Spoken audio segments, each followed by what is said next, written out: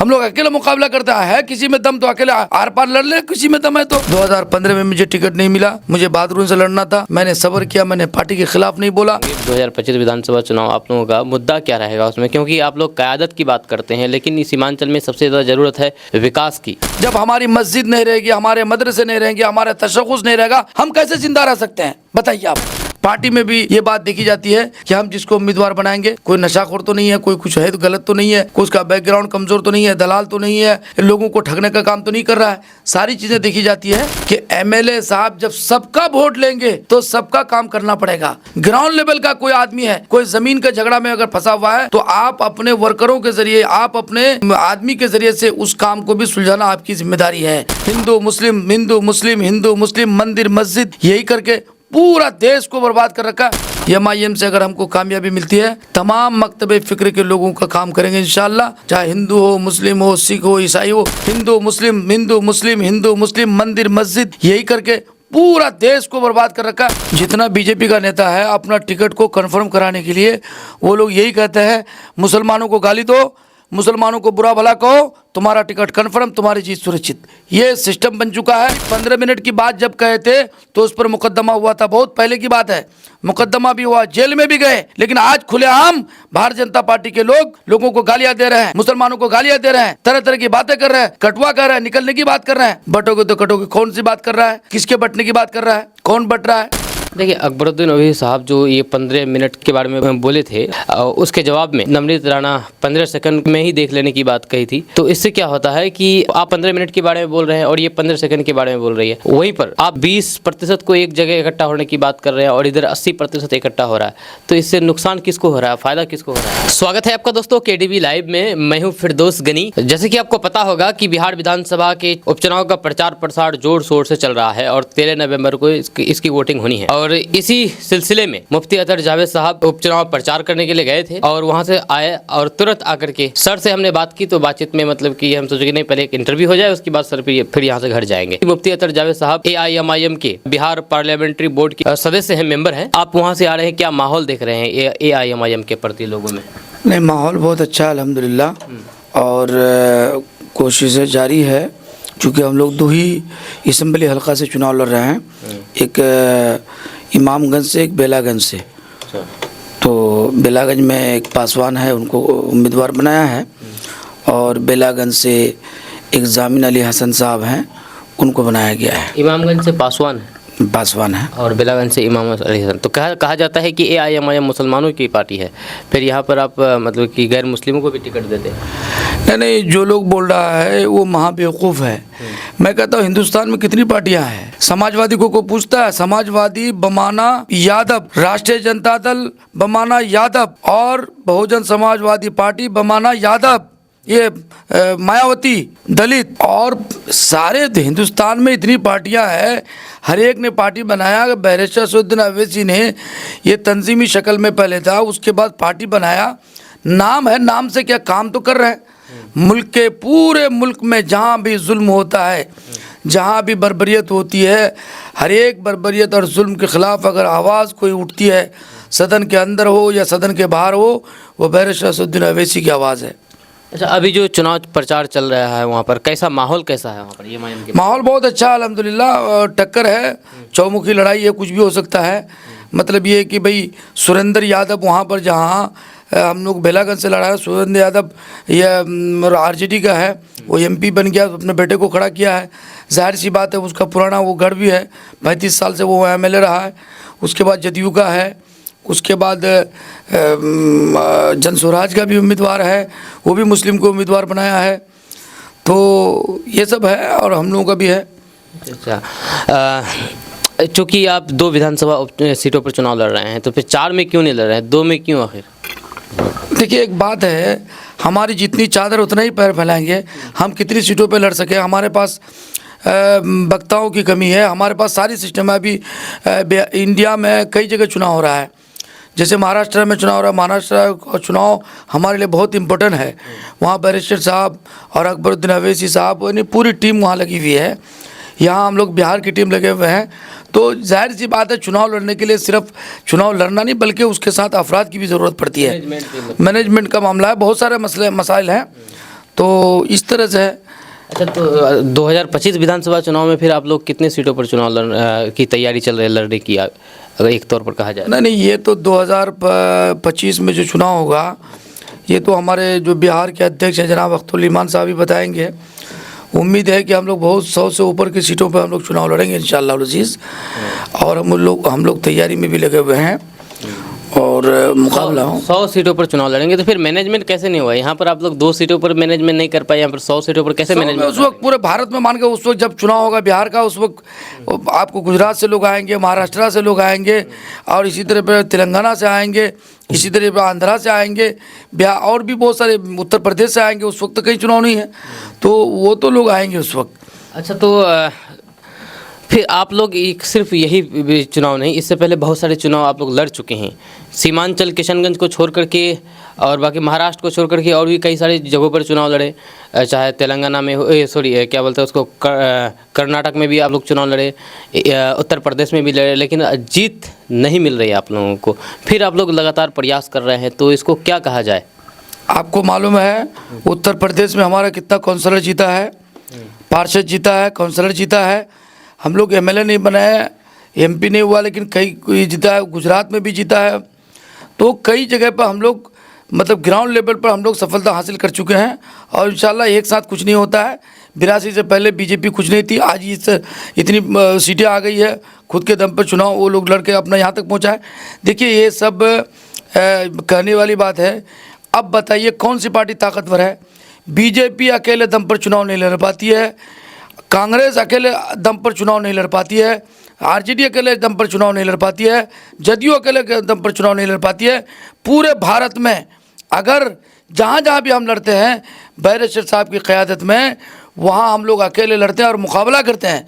हमारा तो सब दुश्मन है, हम लोग अकेले मुकाबला करते हैं। है किसी में दम तो अकेले आर पार लड़ ले, किसी में दम है तो कांग्रेस कोई अलायंस ना करे, आर पार लड़ ले। आप जो बोल रहे हैं कि जो भी बड़े बड़े पार्टी हैं वो अलायंस करके चुनाव लड़ रहे हैं, आप लोग अकेले लड़ रहे हैं, तो फिर आप लोगों को कोई ले नहीं रहा है ना, तो अब तो अकेले लड़ेंगे ही। नहीं, एक बात है, ये ले नहीं रहा है क्या? अब एक बात बताइए, क्यों नहीं ले रहा है, क्या वजह है? हमारे कहने का मतलब ये है कि हम जैसे आपकी पार्टी है, हमारी भी पार्टी है, आप हमें अलायंस में नहीं ले रहे हो। किस बात का खौफ है, किस बात का डर है कि कल हम पर हावी हो जाएंगे, कल हम पीछे पड़ जाएंगे, वो हमसे आगे बढ़ जाएंगे? यही ना डर, किस बात का है? कहीं मुसलमानों की बात करते हैं इसलिए तो नहीं ले रहे? नहीं, मुसलमानों की बात क्या, मुसलमानों की बात क्यों नहीं करेंगे? इस देश में मुसलमान 20% है, 30 करोड़ की आबादी है मुसलमान। मुसलमानों को क्या मारा जाएगा, पीटा जाएगा, दाढ़ी नोची जाएगी, उसकी टोपी उछाली जाएगी, उसको आप नौकरियों में नहीं रखेंगे, किसी में हिस्सेदारी नहीं देंगे, उनके एजुकेशन संस्था में आप हमला बोलेंगे? ये क्या है, हम छोड़ देंगे? सेकुलरिज्म का मतलब क्या है? अब अगर हम लोग मुसलमानों के बारे में, हम तो हर एक की बात करते हैं भाई, दलित की बात करते हैं, पिछड़ों की बात करते हैं, तमाम कम्युनिटी की बात करते हैं। अगर उसमें हम लोग मुसलमानों को जो सबसे ज़्यादा इस वक्त बैकवर्ड किया गया, सच्चर कमेटी ने बता दिया, सबसे नीचे यानी दलित से भी नीचे उसको बताया गया। अब उसके बावजूद भी कांग्रेस की सरकार थी, उसको वो कर नहीं पाई, उसके बाद भाजपा की सरकार आई, उससे क्या उम्मीद कर सकते हैं? इसीलिए हमारी लड़ाई तो सबसे है। भाजपा सबसे पहला दुश्मन है, कांग्रेस भी है, सारे सबसे मुकाबला करके बैरिस्टर साहब इस मकाम पर पहुँचे हैं और सबकी लड़ाई लड़ रहे हैं, किसी एक जात की नहीं कि मुसलमानों की। आप देख लीजिए, पिछले बार चुनाव लड़ा है राणा रंजीत सिंह को, और रोजाने 2-3 और भी कैंडिडेट दिए थे जो गैर मुस्लिम थे। इस बार भी हम लोग 2 सीट लड़ा रहे हैं, एक में मुस्लिम है, एक में पासवान है। तो इस तरह से पूरे भारत में चल रहा है। लोग कह रहे हैं कि AIMIM चुनाव लड़ रहे हैं तो वो सबक सिखाने के लिए चुनाव लड़ रहे हैं, अदर पार्टीज़ को, चाहे आरजेडी को, कांग्रेस को सबक सिखाने के लिए लड़ रहे हैं। कहते हैं कि ये सिर्फ वोट काटने के लिए यहाँ पर वोट कटवा पार्टी बन करके रह गया है सब। अच्छा, एक बात बताइए, उत्तर प्रदेश चुनाव लड़ने के लिए गए थे नीतीश कुमार, जब मुख्यमंत्री थे, बिहार के मुख्यमंत्री थे, हेलीकॉप्टर से पूरे उत्तर प्रदेश में दौरा किए, 0 में बैलेंस हुआ, एक भी सीट ला के दिखाया कहीं पर हिंदुस्तान के किसी कोने में? बैरिस्टर साहब वो शक्ति है, वो लीडर है, वो ईमानदार लीडर है कि पूरे भारत में किसी भी स्टेट में चुनाव लड़ने की सलाहियत रखते हैं। लड़के दिखाए आरजेडी में दम है तो उत्तर प्रदेश में लड़के दिखाए, आरजेडी में दम है तो महाराष्ट्र में लड़के दिखाए, कहीं पर लड़के दिखाए। वही बैरिस्टर साहब है कि उनकी ताकत पूरे भारत के अंदर है और मुकाबला कर रहे हैं और आगे भी करते रहेंगे इंशाअल्लाह अज़ीज़। सिर्फ मुकाबला करने से नहीं होना, जीत भी होना चाहिए ना। ये सीमांचल और बाकी महाराष्ट्र को छोड़ करके और तेलंगाना को छोड़कर कहीं भी एक भी विधायक नहीं है। भाई कमाल है, हम चुनाव सब तो जगह पूरे कहाँ लड़ हिंदुस्तान में रहे हैं। लड़- आप देखिए तेलंगाना में हमारी 7 सीटें हैं, 1 MP है। अब उसके महाराष्ट्र में हम लोगों को 2 सीट, मतलब अभी अभी चुनाव हो रहा है, इंशाल्लाह इस मरतबा 6-7 सीट हम लोग जीतेंगे, हो सकता है 10 सीट भी जीत जाए। उसी तरीके पर उत्तर प्रदेश में है। उत्तर प्रदेश में इस बार देख लीजिएगा नक्शा कुछ और नज़र आएगा आपको। इस बार जो चुनाव होगा असेंबली का, 1 नंबर पर उत्तर प्रदेश में इंशाल्लाह मजलिस इत्तेहादुल मुस्लिमीन रहेगी इंशाल्लाह अज़ीज़। तो किसके वोट पर आप लोग दावेदारी करते हम हैं? चाहते हैं कि दलित और मुस्लिम जो सबसे ज़्यादा शोषित, नहीं, ये बात इसलिए मतलब आपसे सवाल है ये क्योंकि कहा जाता है कि AIMIM मुसलमानों की पार्टी है। ऐसे में आप लोग भी मुसलमानों की बात करते हैं, दलितों की भी बात करते हैं, लेकिन देखा जाता है कि दलितों का वोट नहीं मिल रहा है, खास करके मुसलमानों का ही आपके पास वो वोट मिल रहा है। तो मुसलमानों की ओर से आप कहाँ तक जाना आगे बढ़ना चाहेंगे? देखिए दलितों को समझने की ज़रूरत है। दलितों के लिए हालांकि हमारे क्या नारा है हमारा बैरिस्टर साहब का, यही नारा है कि जय भीम जय भीम। अब बताइए, अगर हम तो आपको आवाज़ दे रहे हैं, आपको दस्तक दे रहे हैं, आपको जगा रहे हैं, अगर आप नहीं बेदार होइएगा तो कब होइएगा। अभी तो मुसलमानों के साथ ये ब्राह्मण जो कुछ लोग हैं जो काबिज है सियासत के अंदर, ये लोग लड़ा रहे हैं लोगों को। आप देखिए लोगों को कैसे कैसी बात पूरे देश के अंदर बेड़ा गर्क कर रखा है। मतलब हिंदू मुस्लिम हिंदू मुस्लिम हिंदू मुस्लिम, मंदिर मस्जिद, यही करके पूरा देश को बर्बाद कर रखा है। हम तो मंदिर मस्जिद की बात, हम तो सिर्फ इसकी बात कर रहे हैं विकास की। जैसे और पार्टियों के लोगों को विकास होता है, हमारे मुस्लिम कम्युनिटी को भी विकास होना चाहिए, दलितों का भी विकास होना चाहिए। AIMIM पर भी ये आरोप लग रहा है कि AIMIM भी हिंदू मुसलमान कर रहे हैं हिंदू, क्योंकि आप जैसे आप हाल फिलहाल देखे होंगे महाराष्ट्र में अकबरुद्दीन ओवैसी साहब आए और वहाँ पर अकबरुद्दीन ओवैसी साहब वही पुराना वाला डायलॉग दोहराया, 15 मिनट बोला। डायलॉग दोहराने के बाद वहाँ की जो एक BJP नेत्री है नवनीत राणा, वो कह रही हैं कि वो 15 मिनट की बात कर रहा है, लेकिन उसको मैं 15 सेकंड के बाद मतलब 15 सेकंड के बारे में बात कर रहे हैं। देखिए माफ़ कीजिएगा, ये पत्रकार लोग जो है ना किसको कैसे कहाँ लड़ा देगा। उन्होंने क्या कहा कि अभी जो सभा हो रहा है, सभा में 15 मिनट बाकी था, तो उन्होंने कहा, किसी ने कहा कि भी टाइम हो रहा है, चूँकि वो स्टार प्रचारक थे, बहुत बड़ा नेता, कद्दावर नेता, तो वो लोग नहीं चाहते थे कि भाई कोई भी आप टाइम से बहुत ज़्यादा ना कर दें, तो टाइम बाकी था इसलिए कहा कि आप लोग अभी हम लोग 15 मिनट बाकी है। अब उसको लोग बतंगर बना रहे हैं कि 15 मिनट, अरे भाई 15 मिनट की बात जब कहे थे तो उस पर मुकदमा हुआ था, बहुत पहले की बात है, मुकदमा भी हुआ, जेल में भी गए, लेकिन आज खुलेआम भारतीय जनता पार्टी के लोगों को गालियाँ दे रहे हैं, मुसलमानों को गालियाँ दे रहे हैं, तरह तरह की बातें कर रहे हैं, कटवा कर रहे हैं, निकलने की बात कर रहे हैं। क्या ये अपमान है? जितने भी हिंदू बिरादरी के लोग हमारे, सबके लिए अपमान है। अभी जो करे, जो बटोगे तो कटोगे, कौन सी बात कर रहा है, किसके बटने की बात कर रहा है, कौन बट रहा है? ये सबसे पहली बात यह है कि तुम अपमान कर रहे हो हिंदुओं का। तुम ये कटने, इस देश में चीफ मिनिस्टर भी गैर मुस्लिम हिंदू भाई हैं, प्राइम मिनिस्टर भी वही बन रहे हैं, सारा उनको, और वो वही बनते रहेंगे। हम तो चाहते हैं कि हम सरकार में हिस्सेदार बन करके, हमारी लड़ाई सिर्फ इस बात की है कि हम सरकार में हिस्सेदार बने, और हमको जो हमारी आबादी और हमारी आबादी के तनासुब में जो हमको हिस्सेदारी मिलना चाहिए वो मिले हमें, हम यही चाहते हैं। देखिए अकबरुद्दीन ओवैसी साहब जो ये 15 मिनट के बारे में बोले थे, उसके जवाब में नवनीत राणा 15 सेकंड में ही देख लेने की बात कही थी। तो इससे क्या होता है कि आप 15 मिनट के बारे में बोल रहे हैं और ये 15 सेकंड के बारे में बोल रही है, वहीं पर आप 20% को एक जगह इकट्ठा होने की बात कर रहे हैं और इधर 80% इकट्ठा हो रहा है। तो इससे नुकसान किसको हो रहा है, फायदा किसको हो रहा है आपकी नजर में? देखिए एक बात है, एक कट्ठा तो वो भी नहीं है, ये तो कहने की बात है। आप बताइए, आप इसकी बात कर रहे हो, वो ठेका ले रखा है क्या? बीजेपी वाला हिंदू का ठेका ले रखा है कि हम ही मतलब सब कुछ हैं? भाई आप देख लीजिए कि समाजवादी का चीफ कौन है, वो भी नॉन मुस्लिम है। राष्ट्रीय जनता दल का चीफ कौन है, वो भी नॉन मुस्लिम है। बहुजन समाजवादी का चीफ कौन है, वो भी नॉन मुस्लिम है। कांग्रेस का चीफ कौन है, वो भी नॉन मुस्लिम है। जितनी पार्टियां हैं सबका चीफ जो है नॉन मुस्लिम है। ये तो कहने की बात है, वो इस मुल्क में ये हमारा अलमिया है। मैं तो यही कहूँगा आपके चैनल के माध्यम से कि पूरे देश के युवाओं को आगे आने की ज़रूरत है। इन तमाम चीज़ों से उठकर देश के लिए, देश की तरक्की के लिए, नौकरियों के लिए, देश को बचाने के लिए। देश उस वक्त डिजिटल हो रहा है, हम कहाँ जा रहे हैं, हमारे बच्चे कहाँ जाएंगे, सबके दिमाग में, ज़हनो दिमाग में जहर भरा जा रहा है। इसको ख़त्म करने की ज़रूरत है। अभी किस मुद्दे पर चुनाव लड़ रहे हैं वहाँ पर, उपचुनाव? भाई मुद्दा क्या है? मुद्दा विकास का। अभी आपको बताया, हम जिस क्षेत्र में गए थे बेलागंज में, बेलागंज की सड़कें इस तरह ख़राब है। 35 साल से आरजेडी का विधायक है, आपको बता दूं मैं, आरजेडी का अभी MP बन गया वो। 35 साल से वहाँ विधायक है, बिल्कुल जीरो पर है। आप वहाँ गांव जाएंगे तो आपको सड़कें अच्छी नहीं मिलेंगी, कहीं नाली अच्छी नहीं है, कुछ भी नहीं है, इतना बुरा हाल है। ख़ास तौर पर जहाँ जहाँ भी गए हम मुस्लिम मोहल्ले में, तो हमने देखा है करबला एक जगह है, और चांद क्या कौन सी जगह है, हमने कहीं याद नहीं आ रहा मुझे, कई जगह पर हम गए तो इतना बुरा हाल है। विकास नाम की कोई चीज़ नहीं है। हमारा जिला तो उससे बेहतर है अल्हम्दुलिल्लाह। आप वहाँ की बात कर रहे हैं, हम यहाँ की बात कर रहे हैं। अमोड़ विधानसभा में अख्तर उल इमान साहब विधायक है, और कुछ दिन पहले हम लोगों का जाना हुआ वहाँ पर, जो हाल फिलहाल सिविल सर्विसेज में जो पास किया एक लड़का, क्या नया बंजुम, उनके घर जाना हुआ। रास्ता देख करके हम लोगों को इतनी तकलीफ़ हुई, क्या बताएंगे, क्योंकि रास्ता बहुत छोटा था, ऊपर से जर्जर काफ़ी ज़्यादा। तो आप तो वहाँ की बात कर रहे हैं, अपने यहाँ पर जो भी अख्तर उल इमान साहब जिस क्षेत्र से विधायक हैं, उस क्षेत्र की हाल काफ़ी ज़्यादा बेहाल। देखिए, आप कौन सा रास्ते से गए होंगे? एक तो PM जसवाई है, MM जसवाई है, कई सड़कें हैं। उसके बाद आप ग्रामीण अंदर गए होंगे तो उनको मुखिया की भी जिम्मेदारी है, पार्षदों की भी जिम्मेदारी है, वार्ड पार्षदों की भी जिम्मेदारी है। तो वो जिम्मेदारी अभी अख्तर उल इमान साहब ने अमोर विधानसभा में जो काम कर दिया पिछले 50 साल से, मैं कहता हूँ कोई मर्द मुजाहिद ऐसा पैदा नहीं हुआ। जो बड़ा बड़ा पुल बनाया, एक पुल यहाँ जो आप कानकी के पास जाने के लिए रास्ता, वो बहुत 200 कितना करोड़ का वो पुल का सेंक्शन हुआ है, और उसका ये भी हो चुका।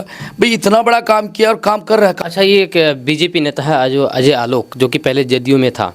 जब जदयू में था तो वो सेकुलर मिजाज के थे और सेकुलर बातें कह रहे थे, लेकिन अब जब बीजेपी में गए हैं तो बोल रहे हैं कि 1947 में देश आज़ाद हुआ तो मुसलमानों को चले जाना चाहिए था। अभी ये लोग यहाँ पर रहकर क्या कर रहे हैं? जितना बीजेपी का नेता है, अपना टिकट को कंफर्म कराने के लिए वो लोग यही कहते हैं, मुसलमानों को गाली दो, मुसलमानों को बुरा भला कहो, तुम्हारा टिकट कंफर्म, तुम्हारी जीत सुरक्षित। ये सिस्टम बन चुका है। या ज़्यादा से ज़्यादा मुसलमानों के खिलाफ कुछ बोलोगे तुम्हें सिक्योरिटी मिल जाएगी।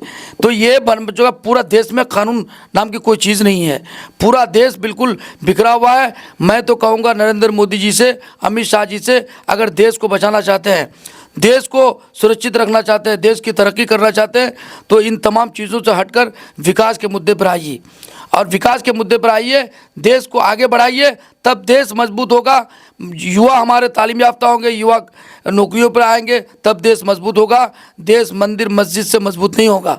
भाई हमारा धर्म है, मस्जिद वाला आदमी है तो मस्जिद में जाएंगे, आप मंदिर वाला है मंदिर में जाइए। झगड़ा कहाँ से लेके आया? अब तो बुरा हाल हो गया कि इन लोगों ने, अभी देखिए वक्फ तरमीमी बिल पर जमीयतुल उलमा के सदर मौलाना अरशद मदनी साहब ने कहा कि भाई वक्फ बोर्ड हमारी जायदाद है, हमारी प्रॉपर्टी है। अब हमारी प्रॉपर्टी है, हमारे आबा अजदाद ने हमें वक्फ किया है, इस काम के लिए मस्जिद बनाया, मदरसा बनाया और तालीमी इदारा बनाया, इस तरह से कई हेल्थ सेंटर बनाए, इस काम के लिए बनाया है। अगर आप उस पर कब्जा करना चाहेंगे तो ये कैसे होगा? अब उसको दूसरा रंग दे रहा है। वो लोग बाबा बाबेश्वर और कौन कौन है, वो कह रहा है कि हम उसको लेके आएंगे। भाई हम तुम्हारा किसी हिंदू के खिलाफ है, किसी मज़हब के खिलाफ है, मंदिर के खिलाफ है? तुम अपना वक्त बनाओ ना भाई, तुम अपना बना के, अपना NGO बना के जो भी काम करना चाह करो। जो हमारी प्रॉपर्टी है वक्त की, उसको तो हम किसी भी हाल में बिखरने नहीं देंगे। जब हमारी मस्जिद नहीं रहेगी, हमारे मदरसे नहीं रहेंगे, हमारा तशख़्ख़ुस नहीं रहेगा, हम कैसे ज़िंदा रह सकते हैं? बताइए आप। ये लोग बात कर रहे हैं कि हमारे पास 3% बच्चे मदरसे में पढ़ रहे हैं, 3% की फिक्र है, और हमारे जो 97% बच्चे स्कूल और कॉलेज में हैं, उसको नौकरियां नहीं लग रही है, सड़कों में घूम रहे हैं। MA BA किए हुए बच्चे रिक्शा चलाने पर मजबूर है। और दिल्ली में जाकर के सड़कों पर कोई ठेला लगा के काम करता है, कोई कपड़ा बेचता है, कोई खिलौना बेचता है, इस पर किसी को फिक्र नहीं है। उत्तर प्रदेश सरकार ने उत्तर प्रदेश में मदरसों को बैन लगाने के लिए पिटीशन भी दाखिल किया था हाई कोर्ट में, और हाई कोर्ट की तरफ से भी उसको मंजूरी दी गई, लेकिन सुप्रीम कोर्ट में गया तो सुप्रीम कोर्ट में इसको सिरे से खारिज कर दिया और कहा कि जीने दो और जियो और जीने दो, यानी कि मदरसा बैन नहीं होगा। देखिए, सबसे पहले बात तो हम उच्च न्यायालय का हम स्वागत करते हैं, सुप्रीम कोर्ट का और उनके चीफ जस्टिस का भी। दूसरी बात, ये मुल्क भाई कानून से चलेगा, दस्तूर से चलेगा। बाबा अंबेडकर भीमराव ने जो मुल्क में दस्तूर बनाया, वो तमाम ज़ात मज़हब के लिए, हमारे सबकी आज़ादी है कि आप क्या खाएंगे, क्या पिएंगे, आपकी क्या तालीम होगी, सबकी अलग अलग आज़ादी है। हिंदुस्तान में सबको आज़ादी है। अब किसी पर बैन लगाइएगा, किसी को आप मदरसे में पढ़िएगा, आप हदीस क्यों पढ़ते हैं, आप कुरान क्यों पढ़ते हैं? अरे भाई, हमारे लिए आखिरत है, उनके लिए तो दुनिया हमारे लिए आखिरत है, पूरी दुनिया। अब आप कहिएगा कि हम कब्र में क्यों जा रहे हैं, तो कल तो ये कह दीजिएगा कि हम हमारे तरह तुम उसको जलाने लगो, अब हमारे तरह तुम शादी करने लगो, ये तो करते करते करते चले जाइएगा। ये सब बकवास बनी की बात है। आज जितने भारतीय जनता पार्टी में लोग हैं वो सारे के सारे गॉड से के पैदावार हैं। इस देश को किसने आज़ाद किया? इस देश के मुसलमानों ने, उलमा ने। सबसे पहले अगर देश में आज़ादी का झंडा लहराया तो मुसलमानों, सुल्तान टीपू, उसके बाद उलमा ने, मौलाना शाह अब्दुल अजीज़ साहब ने झंडा बुलंद किया। पूरे देश में जगह जगह जा जा करके लोगों को बेदार किया और अंग्रेज़ का मुकाबला किया। उसके बाद फिर दोबारा जब कामयाब नहीं हुए, फिर दोबारा शुरू किए, तमाम हिंदू बिरादरी के लोगों को भी लिया, तब देश आज़ाद हुआ। इस देश को हम लोगों ने आज़ाद किया, हमारे पुरखों ने, हमारे आबा अजदाद ने आज़ाद किया, तब ये देश आज़ाद हुआ।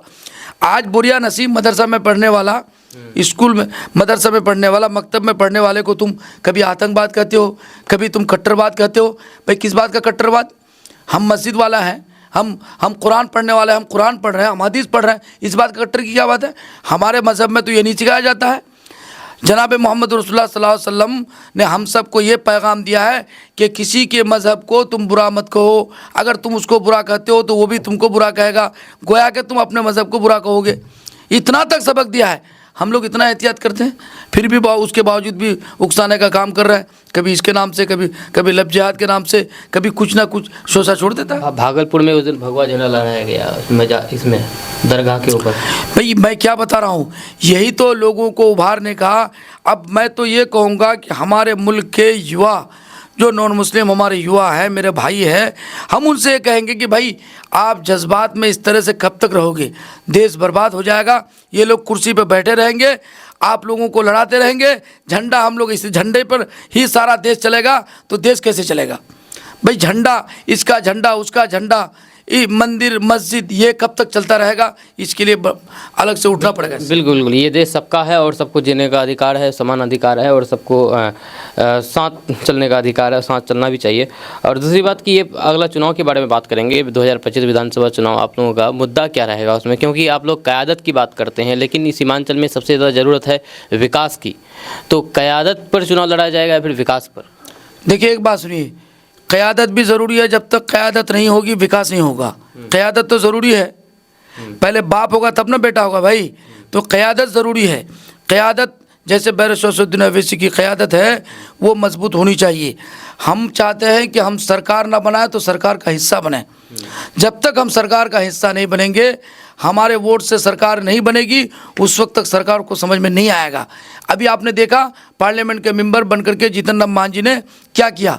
एक अकेला सब पर भारी हो गया, नचाने लगा, मोदी को कहता है, मोदी भी झुक जाता है, अमित शाह भी। तो ये हाल है।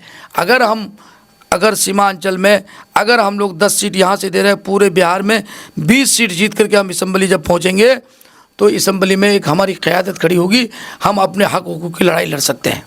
अच्छा, आप लोग चुनाव क्या सोच करके चुनाव लड़ेंगे? कि सरकार बनाएंगे या फिर किंग मेकर की भूमिका निभाएंगे? क्योंकि किंग मेकर भी काफ़ी मजबूत दावेदारी माना जाता है, जिधर जाएंगे उधर ही सरकार बनेगी। तो किस टाइप का? देखिए, ये वक्त से पहले कुछ कहना बेकार है कि किंग मेकर क्या है। क्या पता हम लोगों को बहुत हो सरकार भाई किंग मेकर नहीं। जैसे लोकतंत्र में और पार्टियां चुनाव लड़ रही है, हमारी भी पार्टी चुनाव लड़ेगी। हम कितने सीट ला सकेंगे? हम सीट लेके आएंगे तो इंशाल्लाह हम सरकार के हिस्सेदार बनेंगे, और जब हिस्सेदार बनेंगे तो अपने हक की बात करेंगे। ये तो सबके अपने अपने फड्डा है, कौन किसको कितना सीट लाना है। अच्छा, ये ठाकुरगंज की बात करते हैं, बस एक लास्ट सवाल है ये। ठाकुरगंज में टिकट एक दावेदार अनेक, क्योंकि अब एमआईएम से ही अलग अलग लोग दावेदारी करते हैं, अलग अलग लोग तैयारी कर में जुटे हुए हैं और खुले तौर पर दावेदारी कर रहे हैं। तो ऐसे में अतहर जावेद साहब कहाँ अपने आप को देखता है? देखिए एक बात पहले सुनिए, सिर्फ एमआईएम का ही 3 उम्मीदवार, मतलब उम्मीदवार बहुत नहीं है, सब पार्टी में उम्मीदवार है।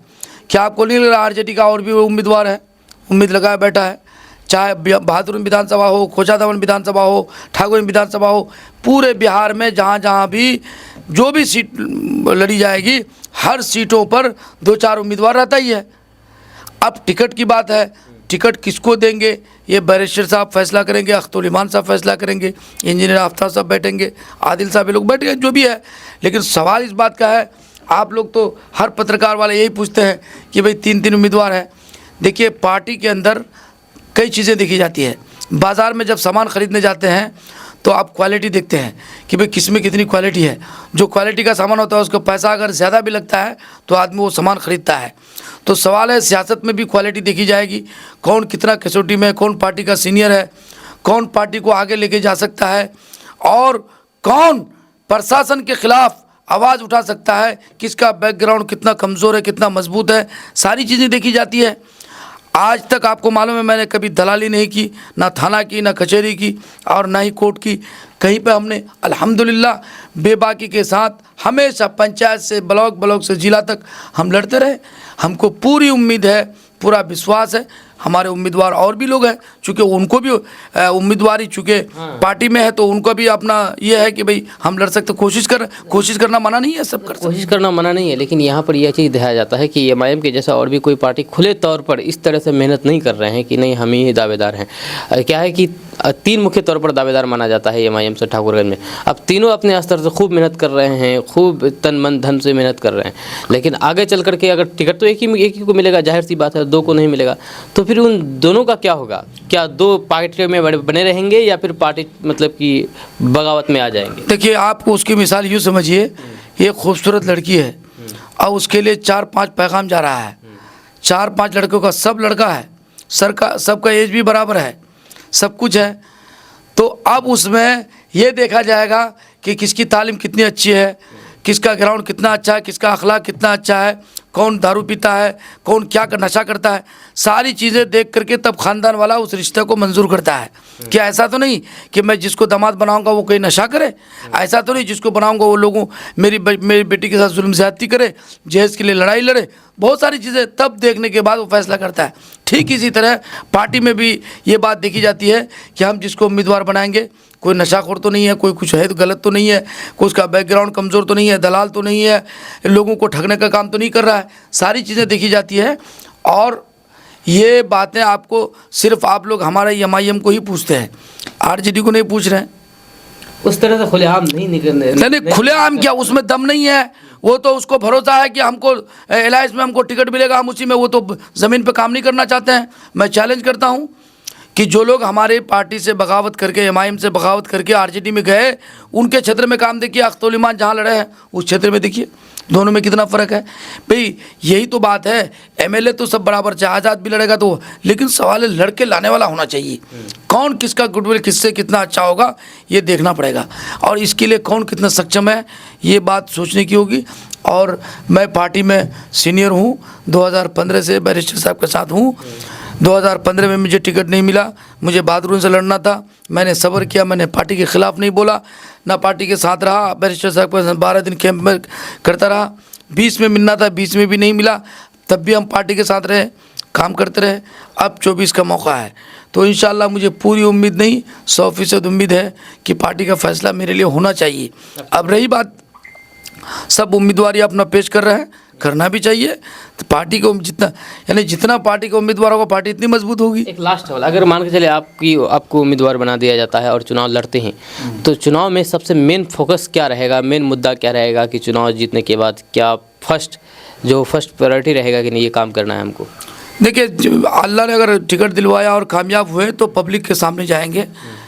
अब हम जनता दरबार करेंगे इंशाल्लाह, हर 3 महीने में अगर कामयाब मिल जाते हैं तो हम हर 3 महीने जनता दरबार करेंगे। हम हर ब्लॉक में जनता दरबार हर 3 महीने में लोगों का ओपिनियन लेंगे, लोगों का क्या समस्या है।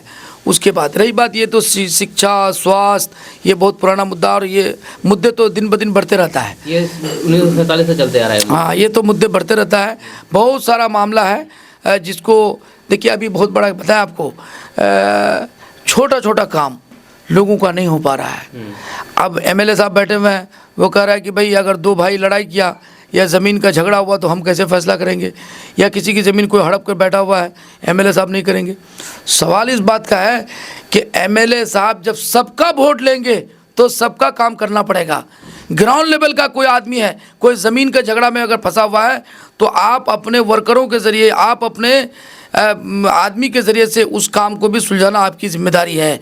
आप ये जिम्मेदारी कह के हट जाते हैं कि ये काम तो एमएलए करे, मुखिया करेगा, सरपंच करेगा। सिर्फ ये नहीं, ठीक है मुखिया सरपंच की जिम्मेदारी है, वो भी करे, मुखिया भी सरपंच भी करे, लेकिन मुखिया सरपंच तो दिन रात घूम रहा है, वो बेचारा हमेशा, देखिए मुखिया सरपंच को मैं इसलिए देखता हूँ कि हर मामले में गांव का छोटा से छोटा मामला हो, मेंबर साहब, मुखिया साहब, सरपंच साहब, जिला परिषद, सब बेचारे पहुँचते हैं और उसको तनख्वाह भी नहीं मिलती है, लड़ाई लड़ते हैं, सबके लोगों को सुलझाते हैं, 90% मामला को गांव देहात में कर देते हैं।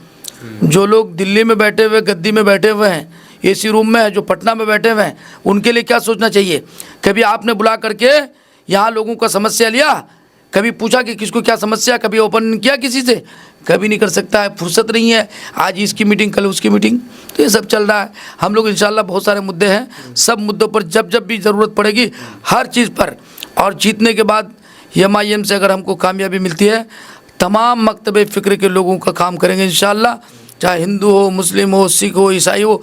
जब हम लोग काम करते हैं तो हम लोग ज़ात नहीं देखते हैं, हम लोग ज़रूरत देखते हैं। ख़ास तौर पर हम ज़रूरत देखते हैं। आपको मालूम है, अभी पूरे आप विधानसभा में देख लीजिए कि मैं एक मौलवी आदमी हूँ, आलिम आदमी हूँ, मैंने अपने क्षेत्र में 3 ऐसी जगह मंदिर में बेहतरीन मॉडर्न किस्म का शौचालय बनाया हूँ। मैं मंदिर में बनाया हूँ, मैं 3 मंदिर में, और ये इसका मैं उद्घाटन भी करने वाला हूँ।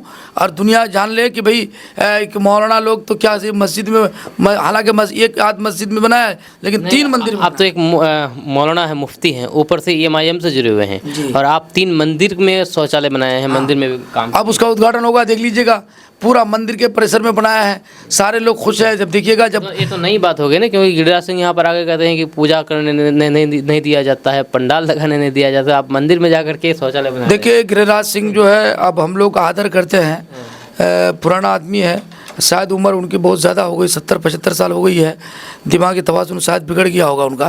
लेकिन हमारा ये इलाका 92 में मस्जिद की शहादत हुई, बाबरी मस्जिद की, कभी झगड़ा नहीं हुआ। कितने झगड़े हुए पूरे मुल्क में, लेकिन हमारा इलाका कभी झगड़ा नहीं करने वाला है।